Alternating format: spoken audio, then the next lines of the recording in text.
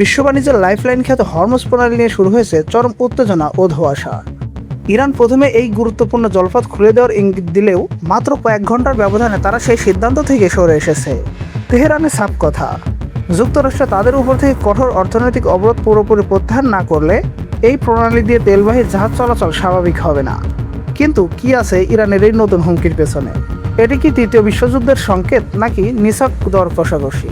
চলুন জেনে নেই বিস্তারিত।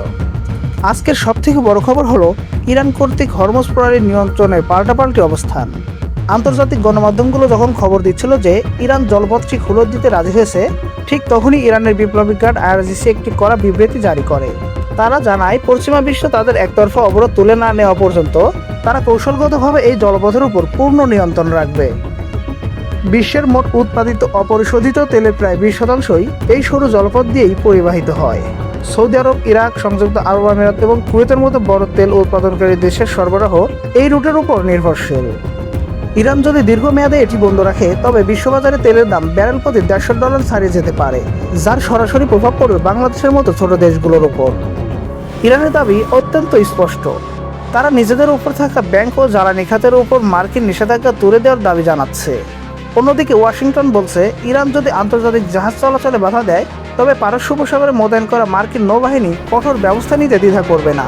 এই অনড় অবস্থানের কারণে পারস্য উপসাগর এখন এক বারুদের স্তূপে পরিণত হয়েছে। ইরানের এই সিদ্ধান্ত পরপরই বিশ্ববাজারে অপরিশোধিত তেলের দাম 1 লাফে 5% বেড়ে গেছে। শিপিং কোম্পানিগুলো এখন তাদের জাহাজের রুট পরিবর্তন করার কথা ভাবছে, যা পরিবহন খরচ এবং সময় দুটোই বাড়িয়ে দেবে। ফলস্বরূপ বিশ্বজুড়ে মুদ্রাস্ফীতি বা জিনিসপত্রের দাম আরও নিয়ন্ত্রণের বাইরে চলে যাওয়ার আশঙ্কা দেখা দিয়েছে। কূটনৈতিক বিশেষজ্ঞরা বলছেন এটি ইরানের একটি চাপ সৃষ্টির কৌশল। তারা বিশ্ববাসীকে বুঝিয়ে দিচ্ছে যে তেলের চাবিকাঠি আসলে তাদেরই হাতে।